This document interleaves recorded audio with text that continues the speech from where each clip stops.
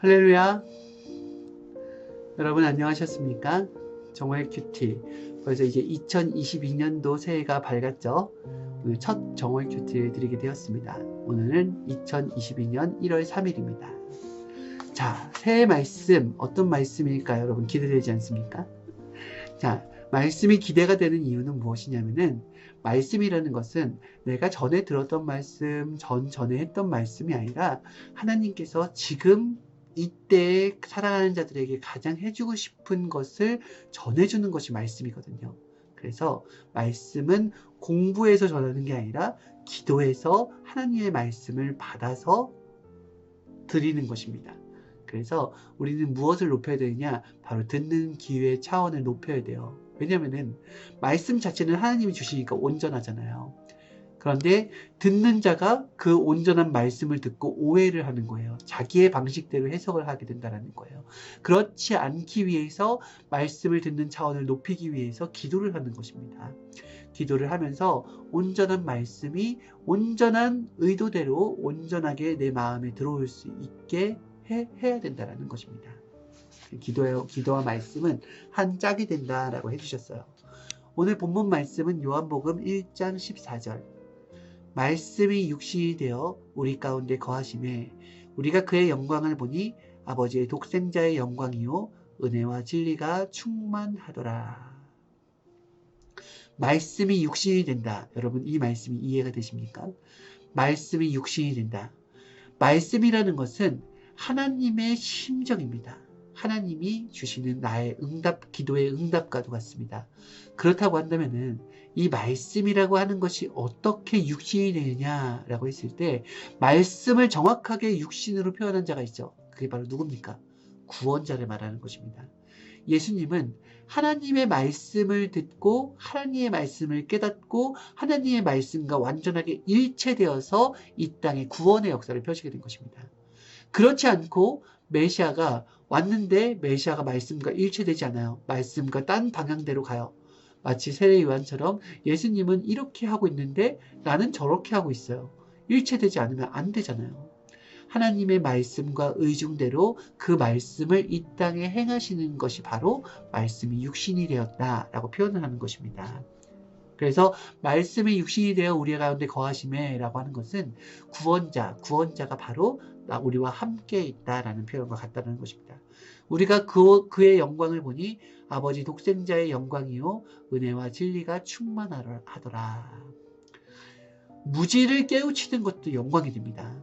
하나님께 찬양하고 하나님께 많은 말씀을 행하는 것도 있지만은 인간의 무지를 깨우쳐주는 것, 그것도 하나님께 영광이 된다고 하였습니다. 그래서 예수님은 수없이 많은 자들의 무지를 깨우쳐 주셨어요. 하나님의 말씀으로, 그의 실천으로.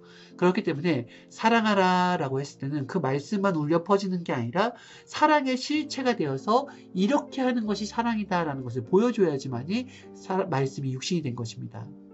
그렇죠. 그래서 예수님은 사랑하라 라고 외치기만 한 것이 아니라 진짜 실천을 하며 보여준 거예요. 그러니까 저렇게까지 사랑을 해야 되는구나. 저 정도까지 사랑을 해야 사랑이라고 할 수 있구나. 이것을 우리가 깨닫는 것이 아니겠습니까? 그죠? 요한복음 10장 35절에 성경은 패하지 못하나니 하나님의 말씀을 받은 사람들을 신이라 하셨거든. 우리는 육신인데요. 육신이 신이 된다. 이것도 사실 불가능한 거죠. 어떻게 신이 되느냐라고 했을 때 하나님의 말씀을 받게 되면 신이 된다라고 했습니다. 무슨 말이냐? 메시아 예수님은 날 때부터 신이 아니에요. 날 때는 그냥 마국간에 태어난 우리와 똑같은 육의 존재였습니다. 성경에 보면은 예수님이 기도를 사모하고 말씀을 사모하면서 계속해서 성장하는 것이 나와요. 예수님도 성장을 해서 때가 되었을 때 마귀의 시험을 다 이겨내고서 그때 구원자의 사명을 받고 구원자의 외침을 하기 시작한 것입니다. 그렇지 않다면은 성장기 전에 타락이 되었다고 한다면은 우리 아담과 하와처럼 그 메시아의 사명을 갖고 태어났으나 탈락되어서 다른 길을 갈 수도 있었다라는 거예요.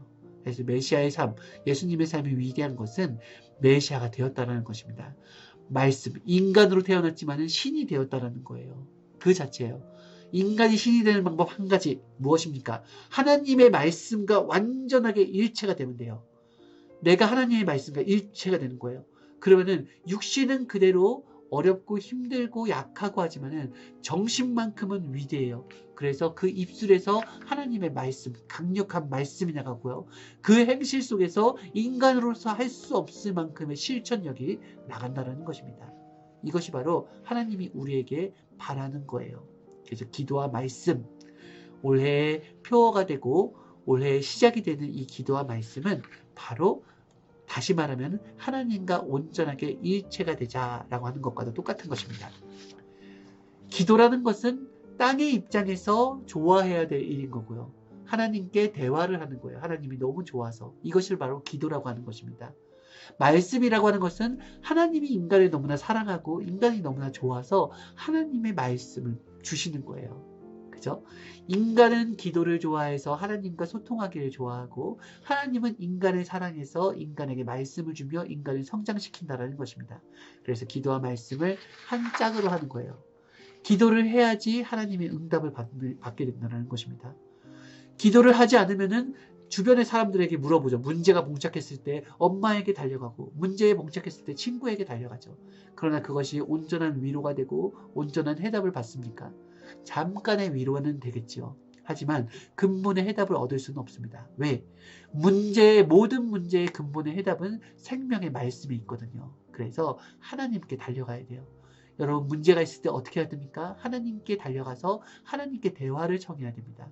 그러면은 하나님은 현재 내 수준에 맞는 말씀을 주시는 거예요. 왜 내 수준에 맞는 걸 줘요? 온전한 말씀을 주면 안 되나요? 온전한 말씀을 줘도 못 알아듣기 때문에 내 수준에 맞게끔 해준다는 것입니다. 우리가 어린아이를 기를 때 온전한 답을 막 율법 법을 막 법 얘기를 하면서 이래서 이런 거야 라고 해봐야 아이는 못 알아듣습니다. 아이는 자기 차원에 맞게끔 가르쳐 줘야 돼요. 이거는 이거야. 이거는 이래서 이와 같이 이렇게 되는 거야. 비유를 들어가면서 천천히 가르쳐 주는 거죠. 그와 같이 하나님은 내 수준과 내 상황과 내 여건에 확실하게 알기 때문에 그거에 맞는 답을 주신다라는 거예요. 그래서 답은 누구에게 받는 것이다? 바로 하나님께 받는 것이다. 어떻게 받는 것이다? 기도에서 받는 것이다. 그래서 기도 자체가 하나님께 영광을 돌리는 일이 되는 것입니다. 또 말씀을 받았으면 그것을 받고 감격하며 그 말씀을 이루어드리는 일 또한 하나님께 영광을 돌리는 일이라고 했습니다. 기도와 말씀이란 것은 한마디로 얘기하면 하늘과 땅과 같다. 사람들이 기도를 하잖아요. 그러면 하나님과 성령님은 그 기도를 들으시고 말씀으로 응답을 해주십니다. 고로 기도는 땅에 속한 우리들에게 속한 일들이고요. 말씀은 하늘에 계신 하나님과 성령님께 속한 것입니다. 하나님의 말씀이 그가 보낸 메시아를 통하여서 육신이 되어서 이 땅에 온 것입니다. 그래서 메시아는 말씀의 실존체예요. 말씀 자체가 하나님이십니다. 그래서 하나님은 말씀으로 이 땅을 창조하였다고 했어요.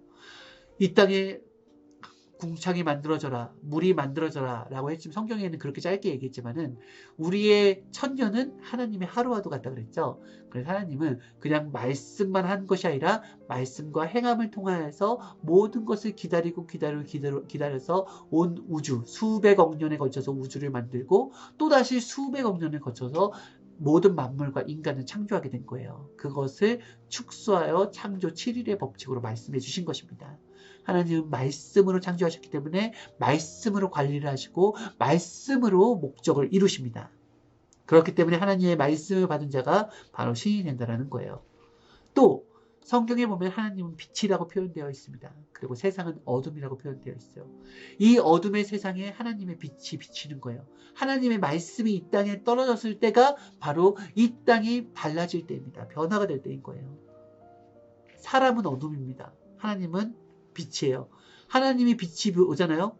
하나님의 진리의 말씀이 빛이거든요. 이 말씀이 오잖아요. 그러면 내 생각에 어두웠던 내 생각에 그림자가 걷혀집니다. 그러면서 다시금 밝게 바뀌게 되고요. 내 표정도 내 영도 모든 것이 밝아지는 거예요. 유대 종교인들은 예수님이 말씀하셔도 그가 메시아인지 깨닫지 못하였다고 하였습니다. 어둠은 빛을 비춰도 깨닫지 못한다고 하였어요. 그렇죠. 그래서 빛을 비췄을 때 그것을 깨닫는 자가 정말로 귀한 자입니다.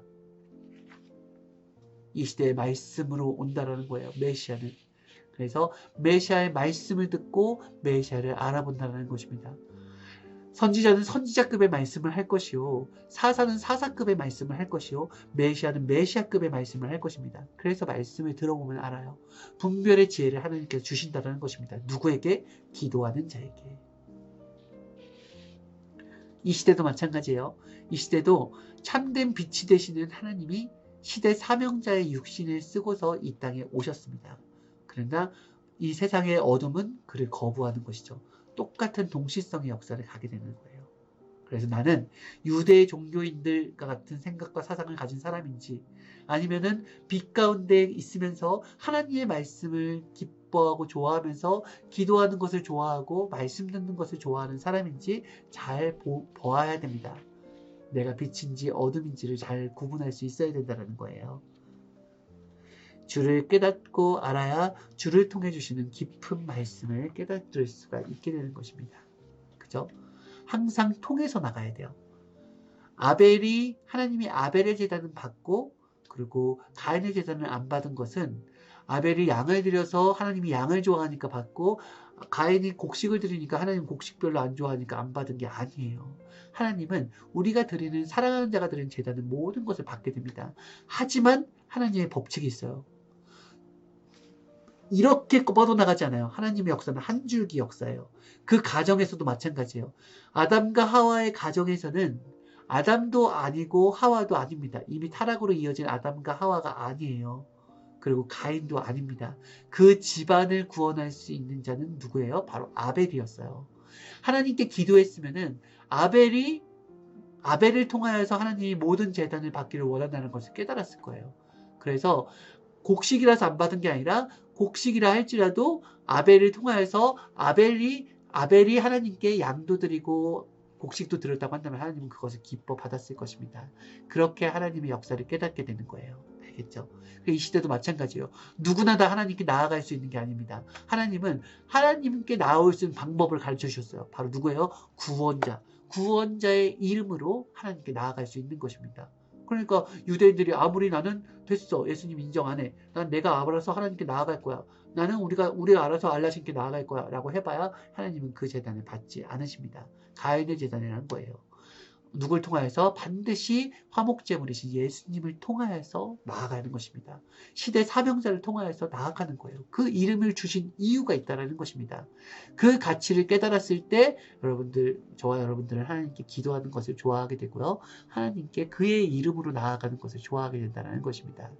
그는 그냥 하나님께서 보내신 자가 아니라 그와 같이 살아라, 그를 닮은 삶을 살아라 하고서 이 땅에 보내주신 분이에요. 그러니 여러분 꼭 깨닫고 이 시대에 하나님의 빛 가운데 거하고 늘 하나님과 기도하며 말씀으로 소통하는 그런 삶을 사는 저와 여러분들이 되면 좋겠습니다. 네, 말씀 마쳤습니다. 안녕히 계세요.